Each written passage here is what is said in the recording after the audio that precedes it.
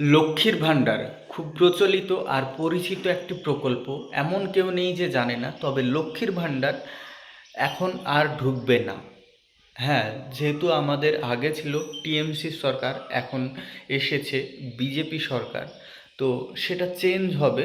লক্ষ্মীর ভাণ্ডারের জায়গায় ঢুকবে অন্নপূর্ণা ভাণ্ডার। হুম, যেখানে আমাদের দেওয়া হতো ১,৫০০ টাকা করে লক্ষ্মীর ভাণ্ডার। ১,৫০০ টাকা কি ১৭০০ টাকা করে, আই থিঙ্ক, সম্ভবত, আমি জানি না। তবে ঢুকতো লক্ষ্মীর ভাণ্ডার।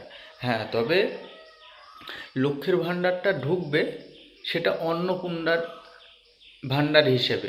সেটা কনভার্ট হয়ে যাবে অন্নপূর্ণা ভাণ্ডারে, সকলকে বলে রাখি। আর হ্যাঁ, সেটা কবে থেকে পাবে লক্ষ্মীর ভাণ্ডার? লক্ষ্মীর ভাণ্ডার পাবে তোমরা, এখন তো সরকার গঠনের প্রসেসিং চলছে।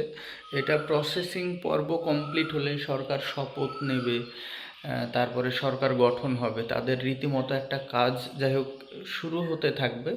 তো তোমরা, এখন চলছে মে, জুনের শেষ পর্যন্ত তোমরা পেয়ে যেতে পারো। এইটুকু তোমাদেরকে আমি আপডেট দিতে পারি। মোটামুটি আমি যেটুকু জানি সেটুকুই আপডেট তোমাদেরকে দিচ্ছি।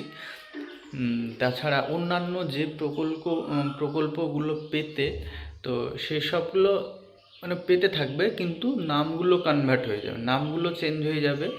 আর হ্যাঁ, সেখানে যেখানে আমাদের লক্ষ্মীর ভাণ্ডার ১৭০০ টাকা করে ঢুকতো বা ১৫০০ টাকা, সেখানে ৩,০০০ টাকা করে পাবে। যেটা আমাদের এই বিজেপি সরকার এসে প্রতিশ্রুতিটা দিয়েছে বা বলেছে, হ্যাঁ, এটা করবে।